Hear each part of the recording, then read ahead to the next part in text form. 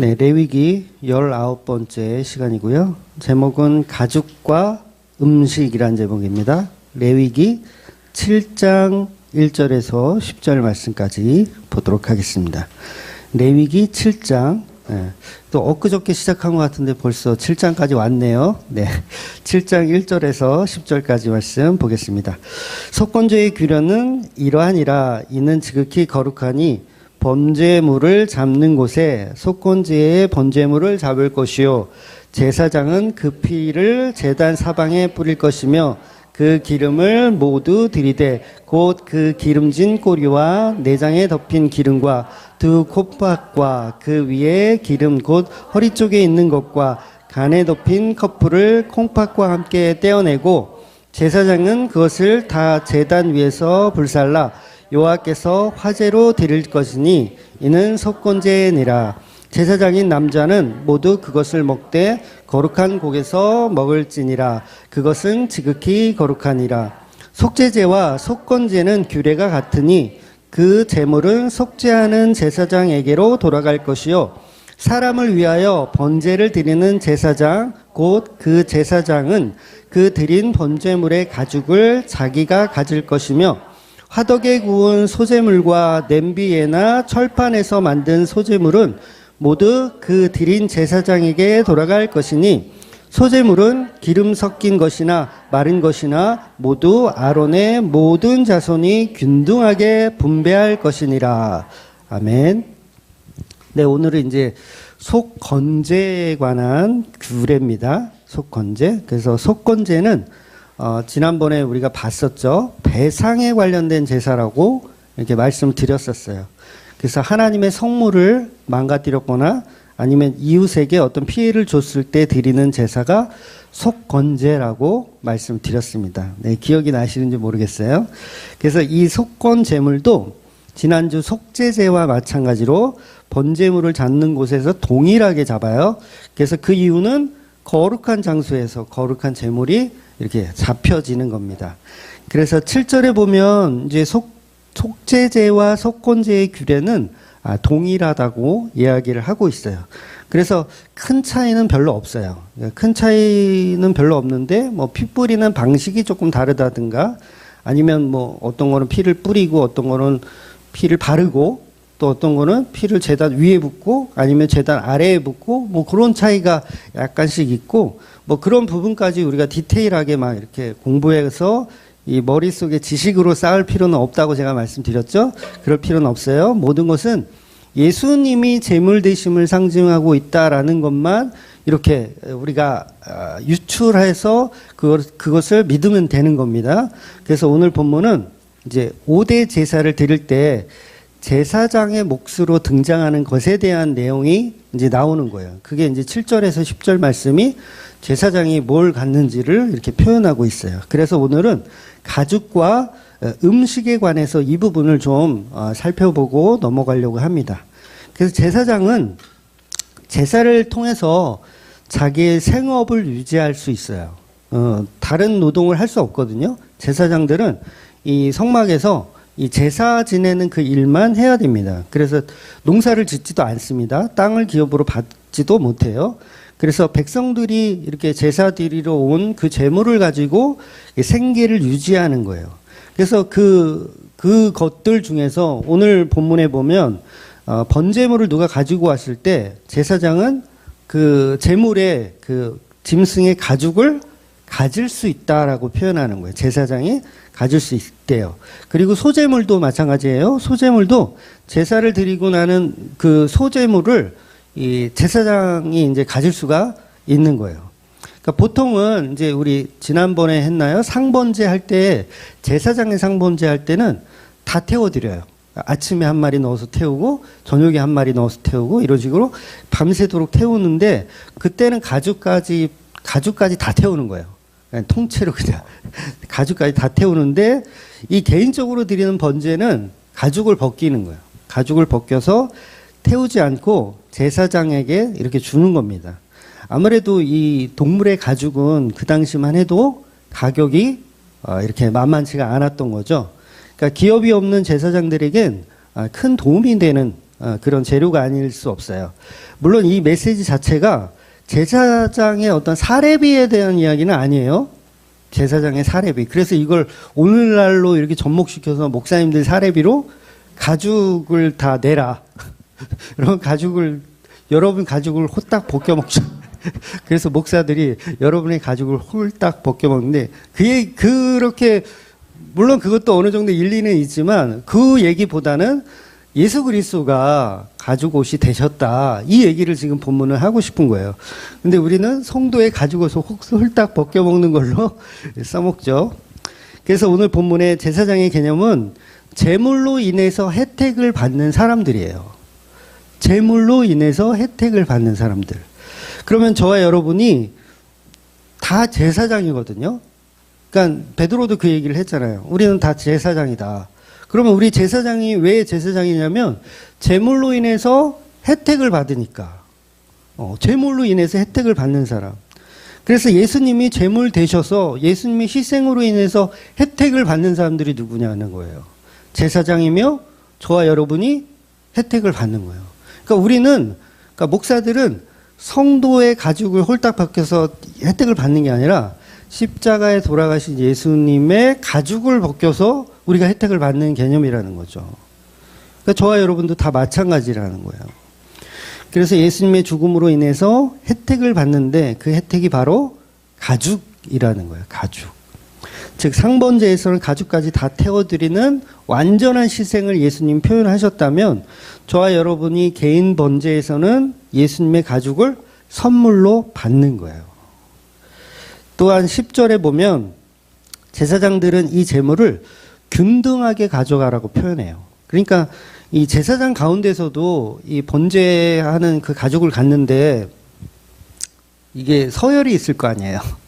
그래서 제사장 중에서도 서열이 있어가지고 힘 있는 자는 더 좋은 상품, 더 좋은 가죽을 가질 거고, 그 다음에 끝자락에 있는 사람은 이제 혜택이 덜 들어가겠죠. 그러니까 하나님은 공평하게 이렇게 똑같이 균등하게 나누어 가져라 라고 표현하는 거예요. 근데 이게 또 아이러니하게도 십자가 앞에 선 군병들의 모습으로 이렇게 좀 알레고리적으로 조금 접근을 해보면 예수님의 옷을 4명이 골고루 나누어 갔잖아요. 4명이 골고루 나누어 갔고 마지막 속옷까지도 제비를 뽑아서 공평하게 누구 하나 이렇게 막 짜증나지 않도록 공평하게. 그러니까 죄인된 우리는 제사장의 모습으로 예수님의 그 가죽을 벗겨서 공평하게 나눠갖는 거예요. 공평하게. 그러니까 예수님이라는 가죽옷을 은혜를 공평하게 나눠갖는 모양. 그래서 이것도 알레고리적이긴 한데 아론의 제사장 그 아들이 4명인가 아세요? 네, 아들의 제사장이 4명입니다. 십자가 아래 군병도 4명이어서 예수님의 가죽을 4명이 골고루 나누어 갖고 그 다음에 이 제사장들도 이 균등하게 4명의 형제가 똑같이 균등하게 가져가는 거예요. 그러니까 하나님이 균등하게 가져가라 이렇게 오늘 본문이 이야기하고 있는 거죠. 그래서 아론의 아들들은 나답과 아비후가 있어요. 그 친구들은 이제 좀 일찍 죽어요. 나중에 이제 나오지만 일찍 죽고 그다음에 엘레셀과 이다말이 살아서 제사장 역할을 계속합니다. 그래서 저와 여러분이 예수님이 희생하신 번제 제물이 되어서 죽으셨는데 그 가죽옷을 우리가 갖는 개념인 거예요. 또 제사장은 제물에 고기도 갖죠.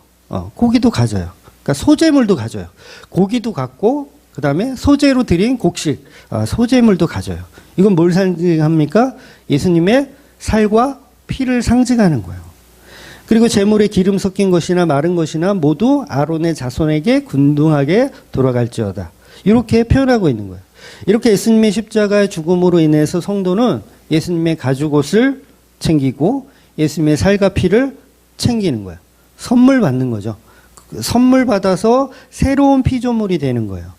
그러니까 구원의 재창조를 이 레위기서에서 구속사적으로 지금 표현하고 있는 거죠. 굉장히 놀랍지 않나요? 네, 저만 놀라운가요? 그래서 가죽옷을 받고 제사 음식을 먹는 제사장들은 모두 거룩한 거예요. 네, 성도도 예수님의 가죽옷을 입고 예수님의 살과 피를 먹으면 거룩한 거예요. 그래서 본문 지난주에 말씀에도 손을 뻗어서 음식을 먹어라. 곧 거룩하니라 이렇게 표현하는 거예요. 저와 여러분도 예수 그리스도의 옷을 입고 그분의 살과 피를 먹음으로 인해서 거룩하다 여김을 받는 거예요. 이 십자가의 이야기가 아주 노골적으로, 남들이 볼 땐 비밀스럽겠는데 우리가 볼 때는 아주 노골적으로 이 레위기서에 예수님의 십자가가 그대로 이렇게 설명되어져 있다는 거죠. 그래서 조금 구체적으로 이제 가죽옷의 의미를 좀 보겠습니다. 가죽옷은 창세기에서 등장하는 우리가 잘 아는 이야기죠. 창세기 3장 21절에 보면 여호와 하나님이 아담과 그의 아내를 위하여 가죽옷을 지어 입히시니. 여러분, 죄 지은 인간이에요. 선악과 먹지 말라고 한 걸 먹었어요. 그러면 어떻게 해야 돼요? 죽여버려야 되죠. 그런데 그 아내를 위하여, 누가? 하나님이 그 아담과 그 하와를 위하여 가죽옷을 지어 입히시니. 여기서 모순이라 그랬잖아요. 이게 말도 안 되는 모순, 딜레마. 아니, 다 죽여야지 왜 구원시켜줘? 딜레마인 거예요. 그런데 그 가죽옷이 누구예요? 예수님이잖아요. 그러니까 그 구원의 딜레마, 야고보서에서 제가 설명드렸던 구원의 딜레마, 이거는 주고 마땅한데, 그래서 우리가 왜 살려주냐고 막 연병을 했는데 하나님한테, 하나님을 딱 보니까 하나님이 십자가에 달려 계시는 거예요. 그러니까 우리는 할 말이 없죠. 가죽옷의 본질이 예수님이었으니까. 그래서 아담과 하와가 선악과를 먹고 범죄했을 때 하나님은 그들을 그냥 에덴 동산에서 쫓아내지 않으시고, 그냥 쫓아내지 않으시고, 그냥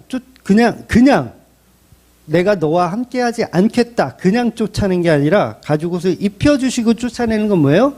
내가 너와 함께 있겠다라는 거예요. 그러니까 쫓아내는 게 아니야, 사실은. 그러니까 성도는 쫓아낸 것 같죠? 우리 인생이 나 혼자인 것 같고, 늘 비천하고, 늘 왕따를 당하고, 그래도 혼자인 게 아니라는 거예요. 왜냐하면 하나님이 직접 가죽옷을 입혀주신다는 것은 누군가의 희생을 통해서, 누군가라는 건 어린 양이겠죠. 아니, 어린 양이라 그러면 안 되나? 좀 큰 양이겠죠. 양을 가지고 죽여서 희생을 통해서 동물의 희생으로 하나님의 사랑을 계속 연장시킨다는 거예요. 그러니까 얼마든지 하나님은 다른 종류의 옷으로도 입혀주실 수 있잖아요. 꼭 가죽이어야 하는 건 아니잖아요. 옷이라는 게 가죽만 있습니까? 저는 가죽 옷이 별로 없어요. 거의 레자예요.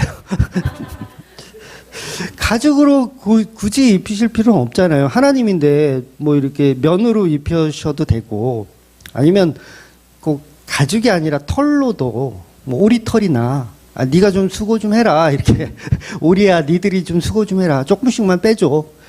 이 오리털이라고 다 뽑는 게 아니잖아요. 가슴에 있는 털만 좀 뽑아서 몇 마리가 희생해서, 그래서 오리털 파카를 만들어 주시면 더 좋을 텐데, 굳이 가죽옷이에요. 가죽옷은 생명을 드려야 되잖아요. 그런데 하나님이 이 가죽옷으로 입혀 주시더라는 거예요. 이거는 철저한 희생과 언약을 설명하고 있는 거죠. 그래서 여러분, 동물 가죽이 실제로 오래 가더라고요. 아세요? 동물 가죽? 제가 초등학교 때 이제 저희 그 안집의 주인집 형님하고, 그 형님이 저를 이제 들었다 놨다 하면서 그 뭐 씨름 같은 거 뭘 했나 봐요. 근데 그 형 때문에 내가 팔도 한번 빠져본 적이 있어. 들었다 놨다 하면서 허리띠를 망가뜨렸어, 제 허리띠를. 그래서 주인 형이 자기가 차고 있던 허리띠를 풀어서 그걸 이렇게 잘라가지고 이렇게 다시 이렇게 저 허리띠를 해줬거든요. 근데 그게 가죽이었나 봐. 1년이 지나고 2년이 지나고 3년이 지나도 이게 닳질 않아. 보통 제가 산 그 허리띠는 한 석 달 지나면 막 벗겨지고 막 이렇게 막 갈라지고 장난 아닌데, 이거는 거의 제 기억으로는 거의 10년 가까이를 썼는데도 멀쩡했던 것 같아요. 지겨워서 버렸던 것 같아. 그만큼 가죽은 오래 가더라고요.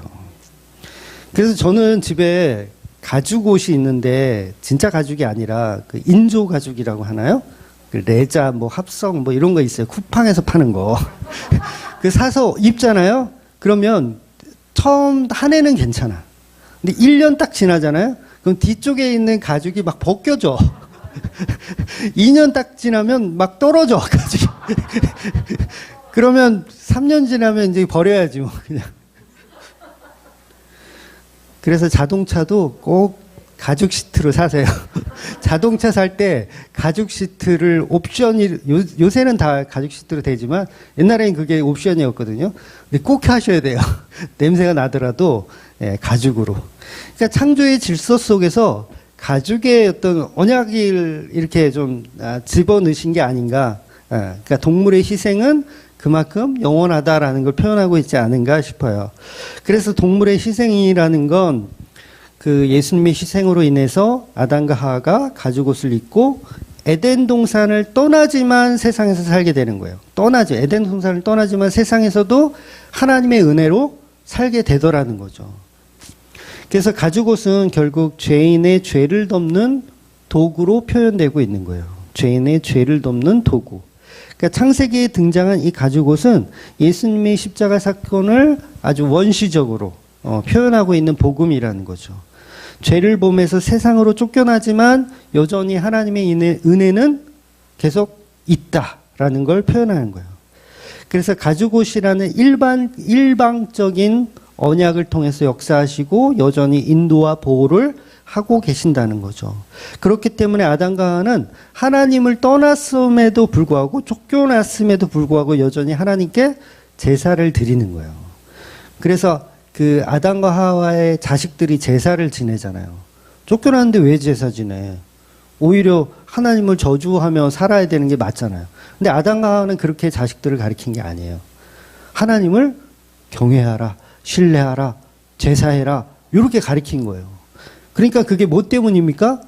가죽옷의 언약 때문에 그래요. 그러니까 여러분이 직접 안 입어보셔서 그래요.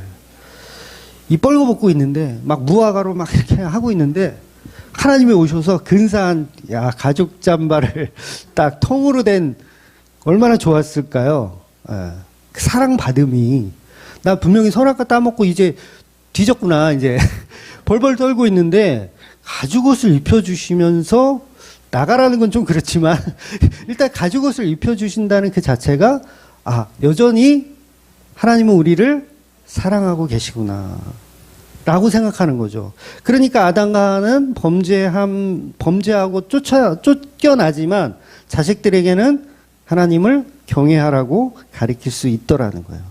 그래서 여러분 우리가 죄인이지만 그 죄인에 머물러 있는 게 아니에요. 이 죄는 우리로 보고 은혜를 보게 하는 도구로 만드시는 거구나. 그러니까 죄를 경험하면서 하나님의 은혜를 더 봐야 되는 거죠. 그래서 하나님이 아담과 하와에 입혀주셨던 가죽의 희생, 이 생명 때문에 결국은 인간도 하나님께 제사를 드리며 하나님을 계속 경외할 수 있는 거예요. 그래서 아벨은 하나님의 주신 가죽옷을 모형하면서 제사 드린 거 아세요? 네, 아벨은 우리 부모님이 입었던 가죽옷을 모형하면서 제사를 드렸어요. 그래서 어린 양을 잡아서 제사를 드린 거예요. 그래서 아벨의 제사를 히브리서가 믿음이다라고 표현하는 거예요. 뭘로 드렸기 때문에? 가죽옷을 모형했기 때문에. 가죽옷은 결국 예수님이니까. 예수님을 모형하는 제사를 드렸기 때문에 아벨의 제사는 하나님이 기뻐 받으신 거예요. 야, 내가 너희들을 아직도 사랑한다는 그 가죽옷의 의미를 얘는 알고 있네. 이렇게 하나님이 받아주신 거죠. 근데 상대적으로 가인은 가죽옷을 표현하지 못했어요. 가죽옷을 표현하지 못했어요. 그냥 곡식이에요. 나의 피땀 눈물이에요. 하나님께 내 정성을 바쳐보겠다.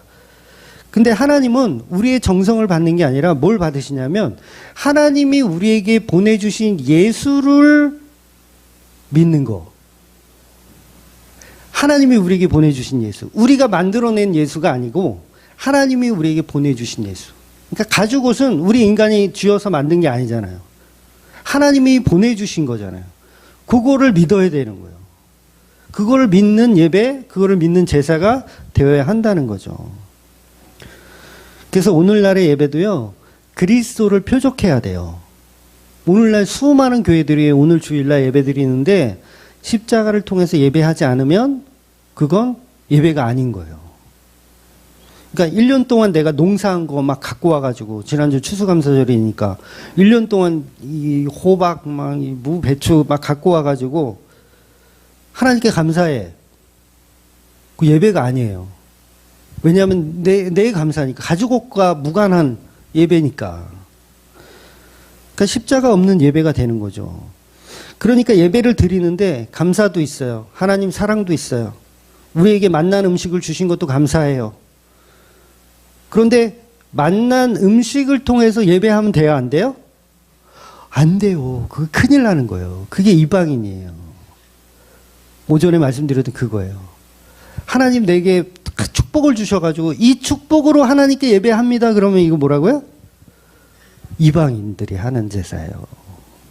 우리는 뭘 예배해야 되냐면 가죽옷, 십자가, 예수 그리스도를 통해서 예배를 드리는 거예요.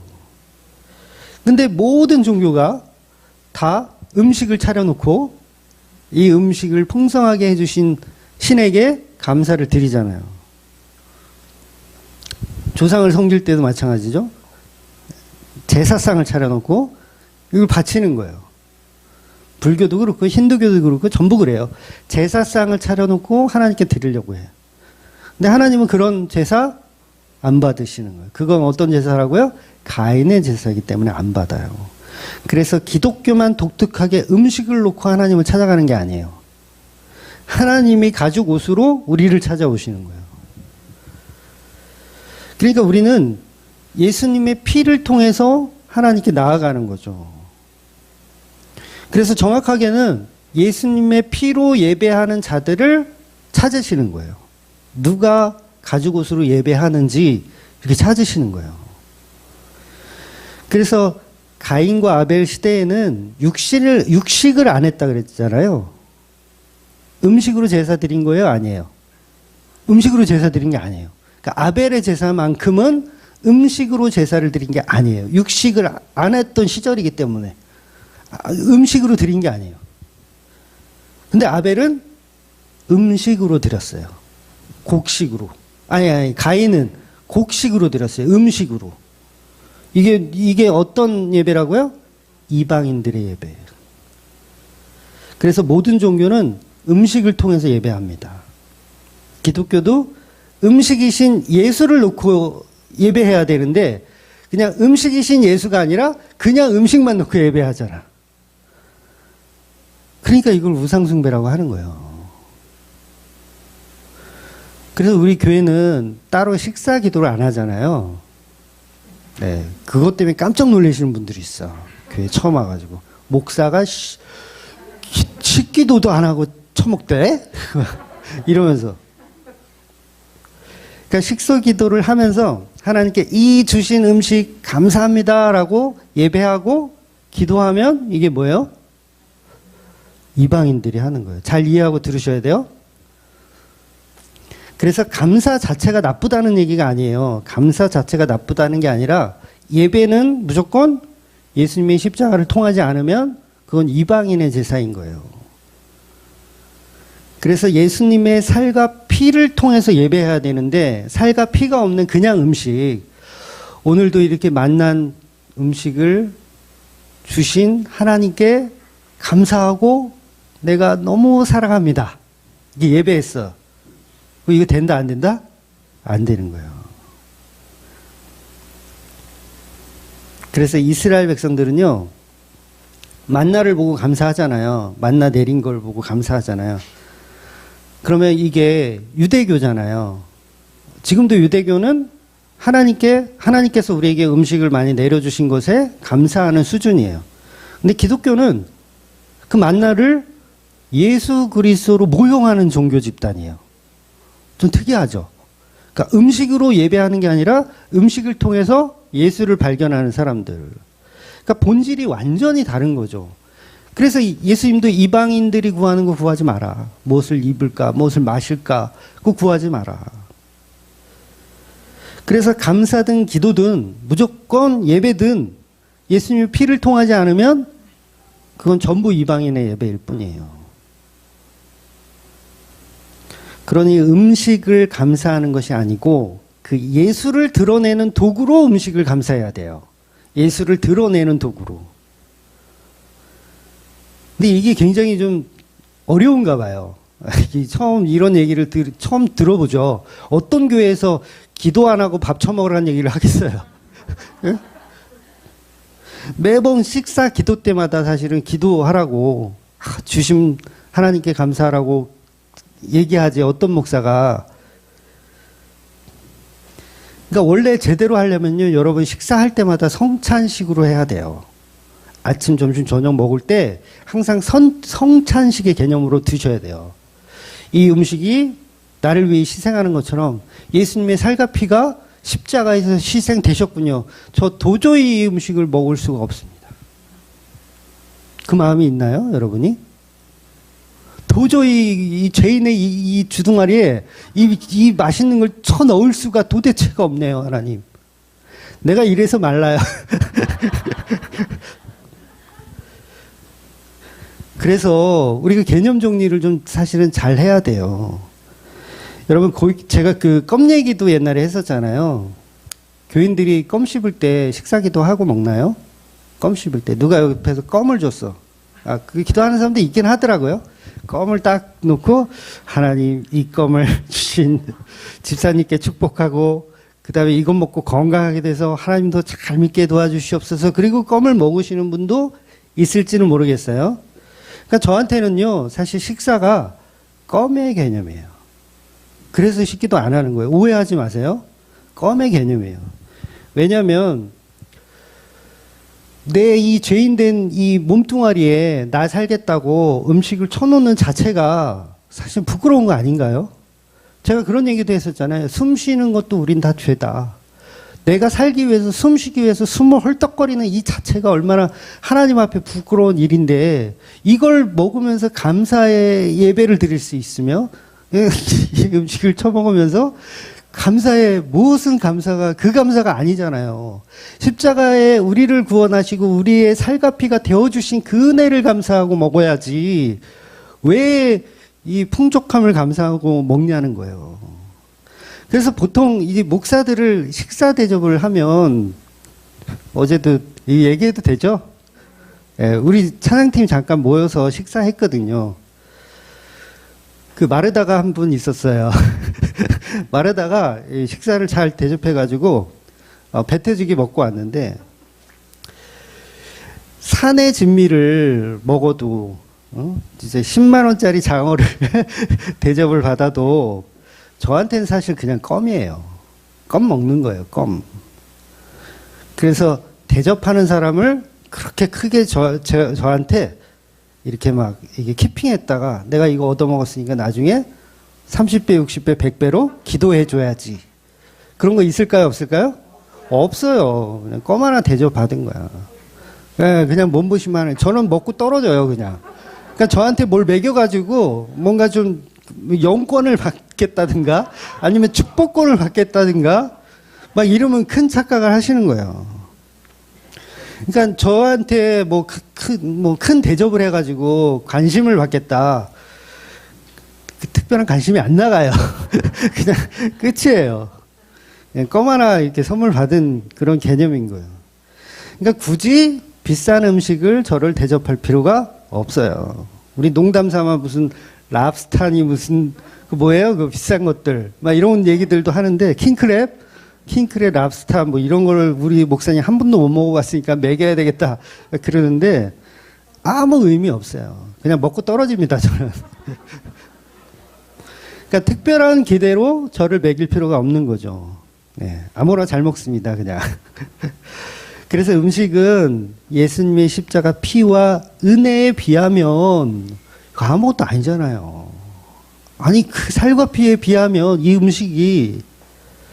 그래서 저는 오래전부터 식사 기도를 안 하고 먹었어요. 네, 오래전부터. 그러니까 우리 교인들 대부분은 또 저를 닮아서 그냥 먹더만요. 그러니까 우리가 자칫하면요, 각종 헌신 예배를 드리는 것처럼 십자가를 빼놓고 예배할 수가 있어요. 그러니까 여전도 헌신 예배, 막 무슨 뭐 찬양팀 헌신 예배. 그래서 십자가를 빼놓고 우리의 그 헌신을 가지고 예배 드리는 그 소스로 삼는 거야. 그러니까 음식은 먹을 때도 기도하는데 이거 주신 하나님께 감사하는 마음으로 그냥 먹으면 그 자체가 사실은 우리 성도들에겐 그렇게 해서는 안 된다는 거죠. 왜냐하면 종교인들은 그렇게 하는 게 맞아요. 하나님께 감사하고 먹는 그게 뭐가 나쁘냐. 나쁘다는 얘기가 아니에요. 그런데 진짜 성도들은 그 음식이 나를 위해 희생하는구나. 이게 예수님을 모형하는구나 라고 생각하면 이거는 기도 자체를 할 수가 없는 거예요. 부끄럽다. 내 한번 살자고 예수님을 또 씹어 먹고 있네. 그러니까 십자가를 빼놓으면 모든 게 다 우상이 돼버리는 거죠. 그래서 십자가를 빼는 날과 절기도 지킬 필요 없다. 맥추절 왜 지키냐? 추수감사절 왜 지키냐? 안 지키는 게 차라리 낫다. 왜냐하면 맥추절을 통해서 예수님이 십자가를 드러내고 그 십자가의 은혜를 나누는 명절로 맥추절을 보내면 그건 상관없어요. 근데 대부분 그렇게 안 보내잖아. 그냥 풍년을 주신 하나님께 감사하는 거죠. 그건 예수가 아니라 바알을 섬기는 거죠. 그러니까 성탄절과 부활절도 마찬가지예요. 반드시 예수 그리스도의 오심과 예수 그리스도의 죽으심과 부활하심이 같이 그날에 이루어져야 돼요. 그래서 한국교회가 제가 칭찬하는 거 딱 한 가지가 있어요. 뭔지 아세요? 부활절날 성찬식 하는 거. 저는 그건 정말 칭찬하고 싶어요. 누가 이 발상을 했는지, 물론 이제 우리 중세 종교 개혁가들이 했겠죠. 뭐 칼빈, 루터 이런 분들을 통해서 이제 시작된 풍습이 아직까지 오는 건데 저는 그거 하나는 정말 잘 만들었다고 생각해요. 부활절날 성찬식 하는 거. 그나마 안 하잖아요. 그러면 십자가가 없는 부활절을 지키게 돼요. 그러면 그것도 우상숭배가 되는 거예요. 반드시 십자가가 들어간 부활절, 십자가가 들어간 성탄절을 지켜야 된다는 거죠. 그래서 그냥 먹고 노는 걸로 감사하잖아요. 성탄절. 그냥 먹고 노는 거. 부활절도 먹고 노는 거. 그래서 그런 식으로 절기를 지켜서는 안 된다는 거죠.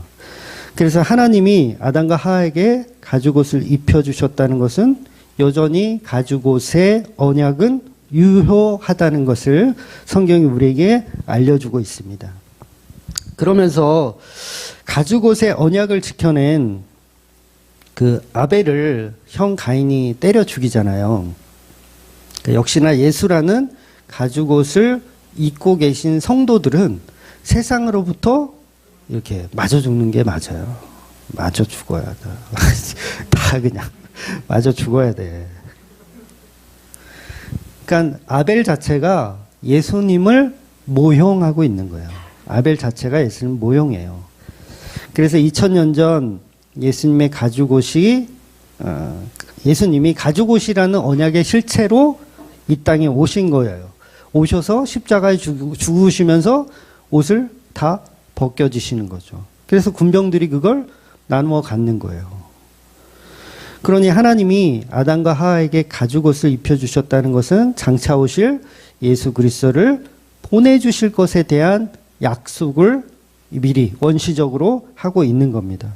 비록 너희들이 죄를 범해서 에덴 동산에서 쫓겨나고 있지만 나는 너희가 거하는 그 세상에 가죽옷을 보낼 것이다. 이 말씀하는 거예요. 그러니까 에덴 동산에서 갖고 나온 물건, 가죽옷이잖아요. 에덴 동산에서 갖고 나온 물건. 그 뭐야? 에덴 동산은 하나님이 계신 천국을 상징하는데 그 천국에서 세상으로 이탈되어서 온 어떤 것, 가죽옷이잖아요. 그러니까 이 세상에 없어야 할 존재인데 예수 그리스도는 이 세상에 없어야 할 존재인데 하나님의 나라에서 우리가 사는 세상으로 들어와 버리신 거예요. 가죽옷이죠. 마치 에덴 동산에서 가죽옷을 입고 세상으로 온 것처럼 예수님은 우리에게 오신 거예요. 가죽옷이라는 십자가를 가지고 오신 거죠. 그래서 아담과 하와가 에덴 동산을 쫓겨나는 궁극적인 이유가 뭐예요? 이유가 먼저는 이제 죄를 범한 건 당연한 거고 그 다음 또 있어요. 왜 쫓겨났냐면 왜냐하면 어차피 하나님이 죽여버린다 그랬잖아요. 그럼 에덴 동산에서 그냥 죽여버려도 되잖아요. 아닌가요? 에덴 동산을 죽여버려도 되고, 또 에덴 동산을 하나님이 빠져나가시면 거기 그 자체가 지옥이 되잖아요. 빠져나가면 돼. 그런데 굳이 하나님은 에덴 동산을 놔두시고 여기서 너희들은 나가라 한 이유가 있어요. 뭐냐면 생명나무를 따먹을까봐. 생명나무를 따먹을까봐. 그래서 생명나무는 뭐예요? 아니, 가만히 있어봐. 너무 많이 갔어. 생명나무는 뭐냐면, 그거는 구원이잖아요. 구원을 상징하고 영생을 상징하잖아요. 그런데, 이 에덴 동산에서 생명나무를 따먹어버리면 어떤 현상이 일어나냐면, 가죽옷이 없는 구원이 일어나는 거예요. 가죽옷이 없는 구원. 그러니까 하나님은 에덴 동산에서 이 아담과 하와를 쫓아내야 돼. 왜냐하면 너희들은 가죽옷을 통해서 구원받아야 된다. 이 말씀을 하시고 싶은 거예요. 그러니까 에덴 동산을 때려 죽여도 되고 에덴 동산을 지옥화 만들어도 되지만 하나님은 일부러 생명나무를 그냥 먹지 못하게 가죽옷을 통해서만 구원을 받아라 라는 말씀을 하시는 거예요. 그래서 지금도 전 인류의 구원은 무조건 예수님의 가죽옷 아니면 답이 없어요. 그러니까 우리가 에덴 동산에 들어가려고 막 하잖아요. 생명나무 먹으러. 그런데 뭘 갖고 오냐면 막 잔뜩 선물 갖고 와. 내가 1년 동안 농사 지은 거 가지고 하나님 앞에 나 이거 가져왔으니까 저 생명나무 한 개만 먹으면 안 돼요? 갖고 와. 그럼 하나님이 옷을 딱 보고 옷을 안 입었네? 너는 탈락. 그런데 아무것도 가져온 게 없어. 아무것도 가져온 게 없어. 근데 생명나무 달래. 딱 봤더니 옷을 입고 있네. 그리스도의 예복을 입고 있네. 그럼 너는 들어와. 생명나무에 참여하자. 이렇게 되는 거예요. 그래서 이런 설명들이 성경 이것저것에 다 나와 있어요. 요한계시록에 보면 예복을 입은 자. 예수님도 설명하셨고요. 예복을 입은 자로 에덴 동산의 생명나무를 먹어야 되는 거예요. 그래서 오직 십자가로만 구원이 있고 오직 십자가를 믿는 것만 바로 예배이고 십자가를 믿는 것만 성령의 은혜라는 거예요. 그래서 은혜를 알잖아요. 식사기도가 사치가 돼요. 이것도 좀 잘 이해하셔야 되는데 식사기도가 사치. 아까도 말씀드린 대로 죄인된 우리 목구멍에 그거 막 음식 산의 진미 집어쳐넣어서 살겠다고 하는 게 사치라는 거예요. 내가 숨 쉬는 것도 죄인데 하나님 내가 이거 잔뜩 먹고 나 힘낼게요. 사치죠. 그래서 대중음식점에 가서 막 목사님들이 대표 기도로 식사 기도하는 거 나는 꼴 보기가 싫어. 저 죄인들의 주둥아리에 그 밥 쳐놓는 걸 뭘 그걸 축복한다고 다 축복이래. 이 음식을 대접하신 집사님에게도 30배, 60배, 100배의 결실을 얻으시며 또 이 음식을 대접하는 우리 사장님에게도 사장님도 좋아하시죠? 사장님에게도 번성하게 하시며 이거 뭐가 빠진 거예요 지금? 예수가 빠진 거야. 십자가가 빠진 거고 가죽옷 없이 에덴 동산 들어가겠다고 생명나무 달라고 떼를 쓰는 거예요. 그래서 하나님은 너희들은 안 돼 저리 가. 그래서 가인은 어떻게 해요? 더 깊은 곳으로 쫓겨나는 거예요. 더 멀리. 그 방법 아니야. 가죽옷 입고 다시 와. 그 방법 아니야. 계속 밀쳐내는 거예요 하나님은.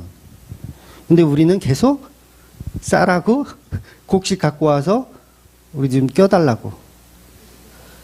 그런데 예복을 안 입었으면 쫓겨나서 일을 가는 거예요. 내 옷이 더 멋진데 쌍 그러면서 막 일을 가는 거예요. 근데 하나님은 가죽옷이 아니면 안 된다.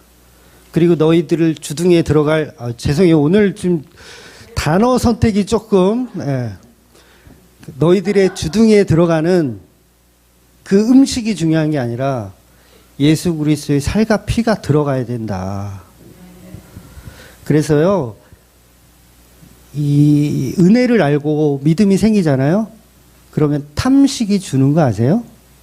실제로 탐식이 줄어야 돼요. 아닌가요? 다들 탐식이 좋아서 우리 마누라도 탐식을 그래서 먹방이나 보세요. 그냥 탐식이 생길 때는 에라이 씨 먹방이나 보면서 대리만족이라도 하자.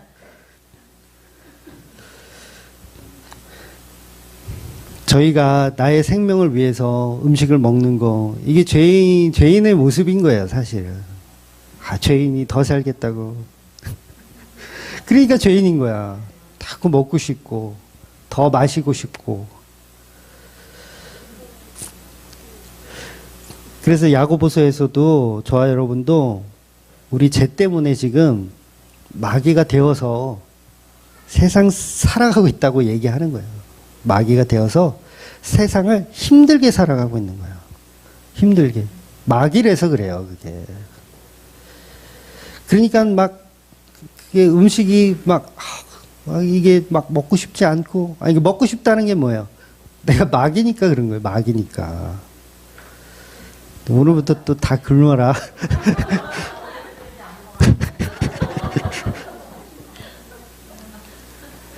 그래서 예수님이 오셔서 저와 여러분이 입고 있는 그 엉터리 옷들, 막 너덜너덜한 거, 막 가죽도 아닌 거, 막 뚝뚝 떨어지는 거, 그거 싹 벗기시고 새 옷 입혀주시는 거예요.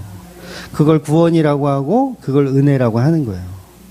그리고 우리 주둥이에 있던 그 선악과 같은 그 산의 진미를 다 빼내시고, 야, 그거 처먹지 말고 나의 살과 피를 마셔야 돼. 이렇게 말씀하시는 거예요.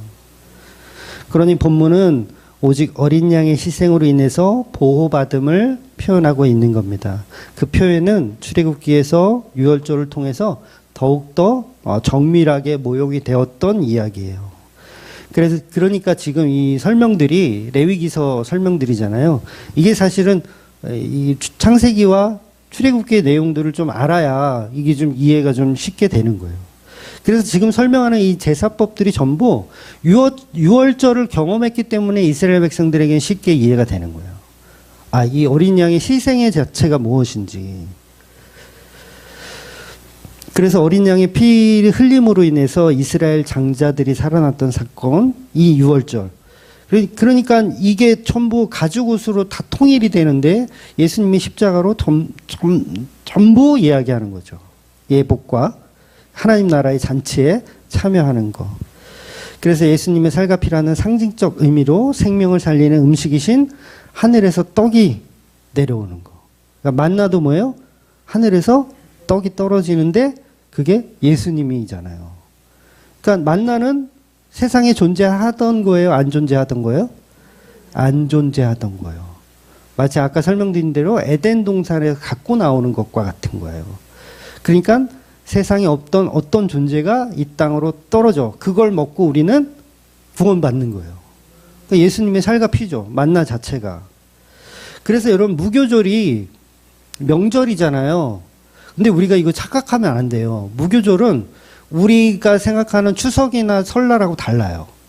우리는 추석이나 설날에 배 터지게 먹어요, 안 먹어요? 먹잖아요. 근데 이스라엘의 무교절은 배 터지게 먹나요? 아니에요. 더럽게 맛없는 거를 일주일 동안 먹어야 돼요. 정말 먹기 싫은 거를. 그러니까 오히려 무교절은 그들에게는 행복한 날이 아니라 오히려 힘든 날이에요. 고난의 날이에요. 고난의 날. 일주일 동안 그거 누룩 안 들어간 그 맛없는 거를 계속 먹어야 되니까. 그러니까 이날은 예수님의 십자가를 희생하는 그 절기로 삼아야 되는 거죠. 정확하게는 이스라엘 백성들은. 그런데 그걸 이해하지 못하는 거예요. 예수님을 이해하지 못하니까 그냥 절기로 끝나는 거예요. 그래서 지금도 유대교들은 막 그 무교절의 이 고통을 더 연장선상에서 봐서 막 자기를 학대한다든가 아니면 금식한다든가 막 이런 식으로 보내잖아요. 그러면서 하나님 잘 믿는다고 착각하는 거예요. 그래서 출애굽기에는 무교절은 입맛을 버리는 날이에요. 입맛을 버리는 날. 결코 축제의 날이 아닙니다. 그러니까 우리가 그동안 너무도 잘못된 식사관을 갖고 있었던 거예요. 우리는 맛난 거 먹고 막 배불리 먹는 게 무교절인 줄 알아. 왜냐하면 명절이라 하니까. 근데 아니에요. 오히려 식사 기도를 할 것도 없어. 왜? 맛없는 거 처먹어야 되니까. 식사 기도를 할 것도 없어. 그러니까 맛없는 음식을 왜 먹으라고 해요? 회개하라고. 우리의 죄인됨을 회개하라고. 맛없는 음식 먹는 거예요. 왜? 이게 언약의 메시지니까. 예수님의 십자가가 맛있습니까? 맛없는 거예요, 그건. 저주잖아요, 저주. 예수님이, 내가 사랑하는 내 남편이 십자가에 달려 죽어서 피를 뚝뚝 흘리는데, 그게 맛있는 떡이에요? 아니에요. 맛없는 떡이에요. 무교절이에요, 무교절. 그러니까 식사 기도를 거창하게 할 수가 없죠. 이건 사치일 수밖에 없는 거예요. 저도 한 번도 못 들어봤어요. 이런 설교를 누가 목사님이 해줬으면 좋겠는데 아무도 해주는 분이 없었어.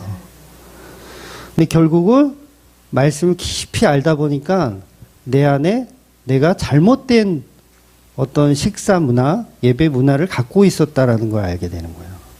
아, 내가 사탄의 회당이었구나. 좀 시간이 많이 갔지만 저는 이게 굉장히 고민이 많았거든요. 그러니까 특히 20대 초반 때 나는 크리스찬인데 회사에 점심시간에 밥 먹을 때 기도하고 먹어야 될까 안 될까 막 이거를 막 엄청 고민했어. 깡이 없어가지고 왠지 안 하고 그냥 먹으면 마음의 양심이 가책이 되고, 그렇다고 이걸 기도하고 먹자니 너 교회 다니는 사람이었어? 그러면 또 예수님한테 또 피해가 될까 봐. 평소에 지랄 같은 이 성격 때문에 그런 고민이 있었는데 그런 고민이 한 방에 해결되더라고요. 왜? 말씀 통해서. 그게 아니야. 예수님의 십자가의 보혈의 살과 피가 우리의 음식이야. 그런데 너는 엉뚱한 걸 가지고 이방인들의 기도를 가지고 고민하고 있었던 거죠. 무엇을 마실까? 무엇을 입을까?